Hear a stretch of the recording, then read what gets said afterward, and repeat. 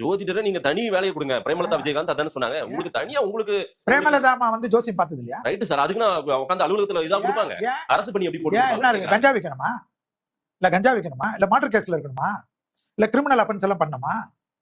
இல்ல என்ன பண்ண தாலியா இருக்கணுமா? இல்ல எனக்கு உங்க சர்டிபிகேட் கொஞ்சம் கொடு. எனக்கு சர்டிபிகேட் கொடு. எம்எல்ஏ சர்டிபிகேட்லாம் நான் எடுத்து தரட்டா? மூட நம்பிக்கையை அதிகமா திணிக்கக்கூடியவங்க சார் ஜோதிடர்கள். நான் என்ன கேக்குறேன், பொட்டு வைக்க விஜய்க்கு பொட்டு வச்சிருக்கிறது மூட நம்பிக்கை அவனுக்கு? விஜய் சார் பொட்டு வச்சிருக்கிறது மூட நம்பிக்கை அவனுக்கு? சரி, எனக்கு பதில் சொல்லுங்க. அப்ப வந்து திருமதி துர்கா ஸ்டாலின் அம்மையார் வந்து கடவுளை நம்பாதவர்களை பத்தி ஒரு ஸ்டேட்மெண்ட் கொடுத்தாங்க. என்ன சொன்னாங்க? அப்ப அவங்க சொன்னதெல்லாம் தப்பாது.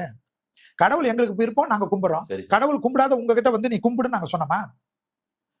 எனக்கு பதில் ஒரு கவர்னன்ஸ் இப்படி இருக்கணும்னு விருப்பப்படுறாங்க. அவங்க மக்களால் தேர்ந்தெடுக்கப்பட்ட பிரதிநிதிகள் தானே. எந்த ஜோதிடனாவது வந்து நீ இந்து மதத்துக்கு மாறுன்னு சொல்றாங்களா? அப்படி எல்லாம் எதுவும் சொல்றது இல்ல. அப்புறமா வந்து இல்ல சார், அந்த நான் கேக்குறது பதில் பேசாதீங்க, ஜம்ப் ஆவறீங்க.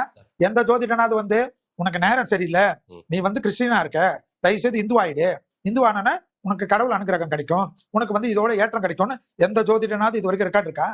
எந்த ஜோதிடனாவது முஸ்லீம் சகோதரர்கள் வந்து இந்துவா மாறுன்னு சொல்லியிருக்காங்களா? அப்புறமா என்ன இருக்குது? நீ வந்து ஜோதிடத்துல நேரம் எப்படி? இப்ப என்கிட்ட வராங்க முஸ்லீம் மக்கள் ஜோதிடம் என்கிட்ட எவ்வளவு பேர் பாக்குறாங்க? பேர் தரட்டா, நம்பர் தரட்டா? யாரும் இல்லன்னு சொல்ல சார். ஆமா, அவங்களுக்கு வந்து நான் இருங்க, அவங்களுக்கு நான் இந்து கோயிலுக்கு போக சொல்றேன்னா இல்ல சார். அவங்களுக்கு வந்து அவங்க நேரத்துல எந்த நேரத்துல நமாஸ் பண்ணி கொடுக்கணும்ன்றத, நமாஸ் படிக்கணும்ன்றது மட்டும் தான் செல்வி சொல்றேன். புரியுதா உங்களுக்கு? திரும்ப பெற்றுட்டாங்க. நம்ம அடுத்த கேள்வி வரும். எதுக்கு ரிக்கி ரத்தன் திரும்ப பண்ண நீங்க தானே இழுத்து விட்டீங்க. ரிக்கி ரத்தன் பண்ணிட்டு அவருக்கும் சட்டமன்றத்துல உரை நடந்தது. பிஜேபி செல்வியா இருந்தா நாங்க ஐநா வரைக்கும் பேசி அவர் மறுநாளே எடுத்திருப்போம். அதாவது அப்படி கிடையாதுங்க. ஒரு எங்க இனம் அவரு.